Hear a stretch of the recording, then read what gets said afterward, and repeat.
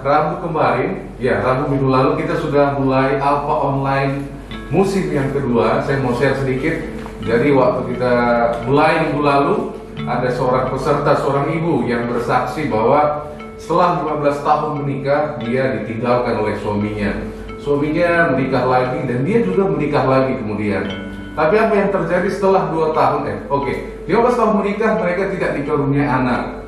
Jadi dia bilang, akhirnya suami saya putuskan untuk meninggalkan saya. Dan suaminya menikah lagi, dia juga menikah lagi. Masalahnya adalah setelah 2 tahun menikah, dia juga belum punya anak. Dan dia merasa sangat, kenapa hidupku seperti ini? Dan dia merasa hancur dan dia share dengan kita.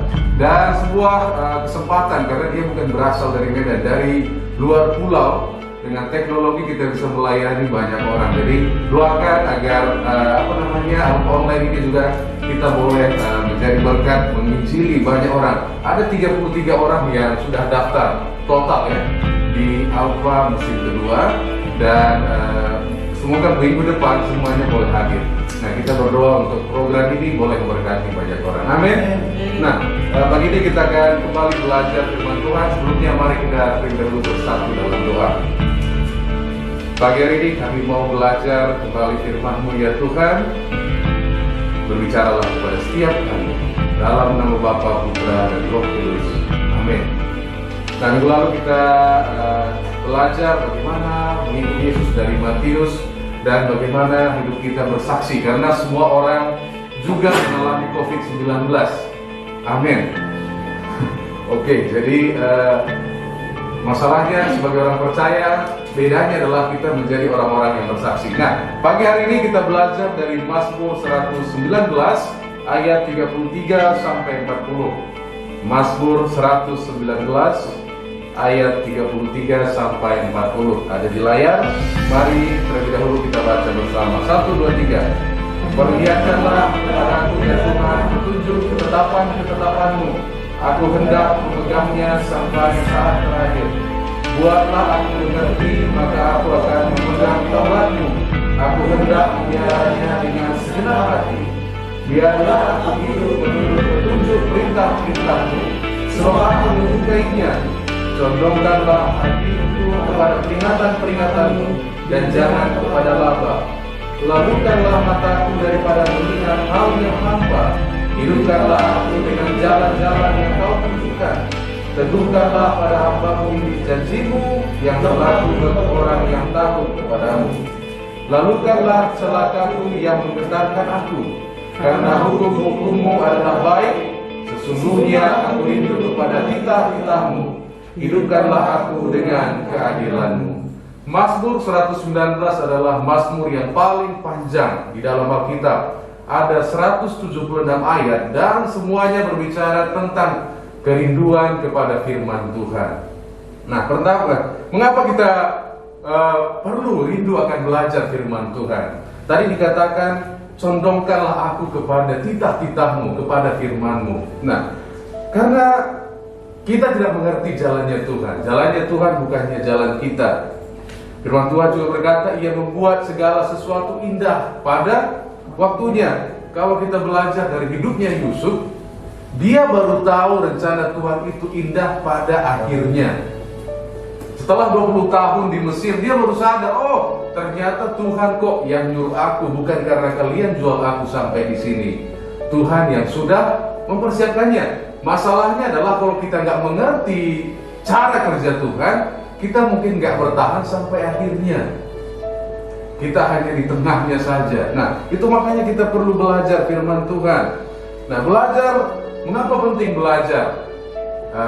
Ada SD, SMP, dan SMA belajar menulis dan membaca. Agar apa? Agar boleh mengetahui, menghadapi tantangan yang ada di dunia ini. Dan kita belajar juga firman Tuhan agar kita boleh bertumbuh secara rohani. Nah, dikatakan tadi di ayat 34, buatlah aku mengerti, maka aku akan memegang Taurat-Mu. Dia berkata, buatlah aku mengerti. Terkadang firman Tuhan ini sama seperti baca teks bahasa Inggris atau Jerman. Mungkin kita bisa baca, tapi untuk mengerti, kita perlu bantuan Roh Kudus. Itu makanya buatlah aku mengerti. Dan kita membaca untuk mengerti. Selain mengerti, kenapa kita perlu mengerti? Agar kita bertumbuh. Nah, kemarin ada status dari seorang saya baca di Facebook. Dia berkata demikian, hari ini begitu banyak khotbah di WhatsApp, Facebook, Telegram, semuanya khotbah, YouTube. Dan terakhirnya berkata, subscribe dan like, bukan lakukanlah firman Tuhan.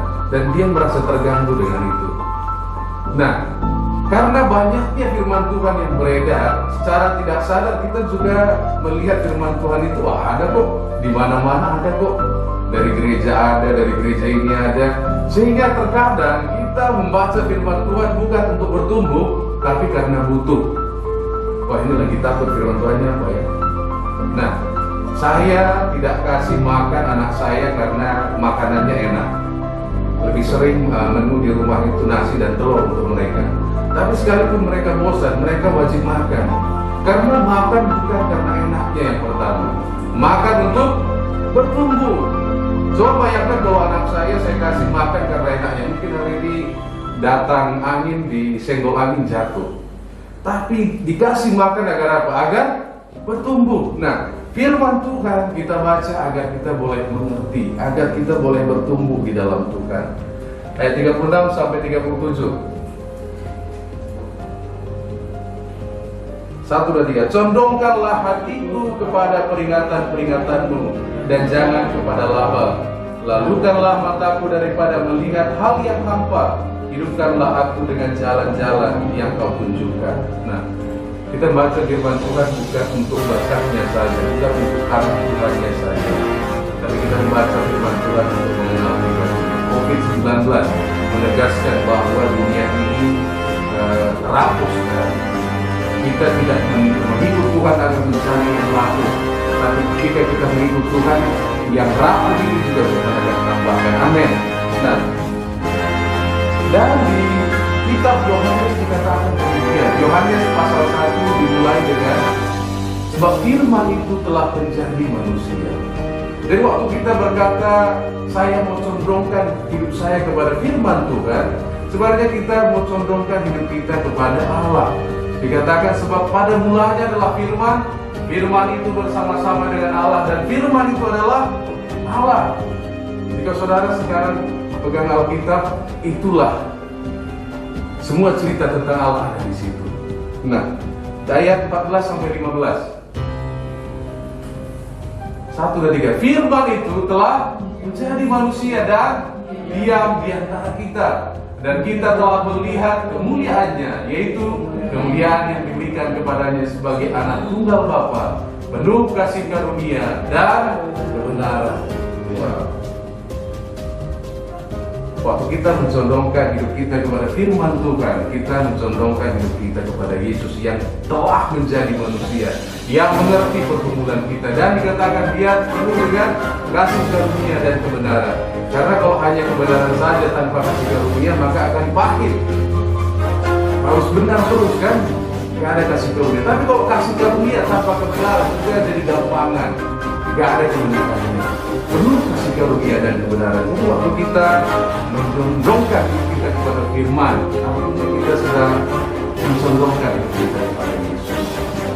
Hari ini mari kita mulai sebuah kebiasaan yang baru. Setiap hari Minggu seperti ini, malam biasanya kadang-kadang berdiskusi sampai pagi ya. Dia ingat ada bacaan sepekan. Itu bukan sekedar program. Kalaupun kita tidak gunakan itu, saya sangat menyarankan kita untuk baca Alkitab. Dan itu biasanya ada tiga pasal ya, Perjanjian Lama, Perjanjian Baru, dan Mazmur. Kalau tidak bisa tiganya, mulai satu pasal, mulai dari Mazmur. Kalau Mazmurnya tidak bisa satu pasal, mulai satu ayat. Karena kalau satu ayat, lama-lama 365 hari, 365 ayat.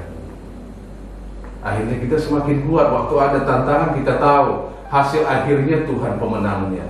Seperti Yusuf tadi, amin. Nah, karena kebiasaan yang kecil itu juga signifikan. Jangan bilang saya seperti ini gara-gara makan nasi goreng sekali. Ini karena makan nasi goreng berhari-hari dan rutin. Naiknya hanya 1 on. Lama-lama saya lihat di cermin saya kaget, ternyata sudah puluhan kilo. Nah itu makanya kebiasaan ini penting. Kebiasaan, lakukan dulu hal yang sederhana, yang kecil saja, yang ringan. 1 ayat sehari, nggak terbebani kan? Nanti kalau saudara suka pasti tambah 2 ayat. Kalau suka pasti tambah 3 ayat. Iya kan? Sama seperti makanan. Kenapa? Karena kalau kita bilang jasmani itu juga penting, rohani itu juga penting. Bayangkan kalau kita nggak makan, tubuh kita juga letih lesu dan beban berat kan? Badan kita gimana kalau rohani kita nggak kita kasih makan? Makanya kita selalu merasa apalagi yang kurang, ada sesuatu yang kita selalu cari dari luar jawabannya, padahal jawabannya ada di situ, firman Tuhan. Jadi mulai hari ini, pagi ini mari komitmen 1 ayat sehari aja, nggak perlu banyak-banyak. Kalau nggak bisa 1 pasal. Nah, waktu murid-murid disuruh Yesus naik perahu, kira-kira yang diberikan oleh Yesus kepada Petrus sehingga Petrus berjalan di atas air itu sebenarnya apa?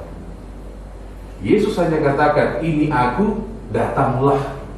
Yesus nggak katakan, wah ini nih perahu, atau iya, aku pegang enggak. Yang Yesus kasih adalah firman.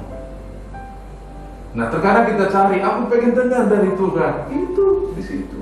Aku pengen pewahyuan dari Tuhan, itu di situ. Mau nggak kita melihatnya? Kenapa? Karena kemana kita condongkan diri kita. Tetangga kita dia ada kiblatnya kalau berdoa, ya kan? Kenapa? Karena mereka percaya kalau nggak di situ kiblatnya, nggak ngalir doa itu, nggak dapat. Itulah arah hidup mereka. Kira-kira kiblat kita kemana? Biarlah kiblat kita firman Tuhan, yaitu Allah yang telah menjadi manusia dan Dia mengerti pergumulan kita. Waktu kita katakan aku condongkan, aku mengikut Yesus, tidak bisa kalau kita tidak baca firman Tuhan, kalau kita tidak baca, kalau kita tidak mengerti mengenal Tuhan. Dan hari ini mari kita ambil komitmen ini untuk mengenal Tuhan dari firman yang tertulis.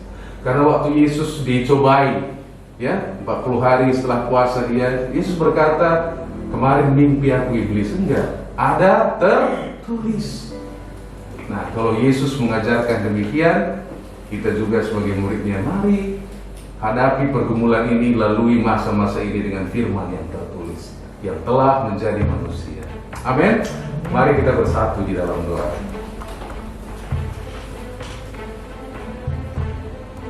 Biarlah firman-Mu berbicara kepada setiap kami ya Bapa. Dalam nama Yesus kami berdoa.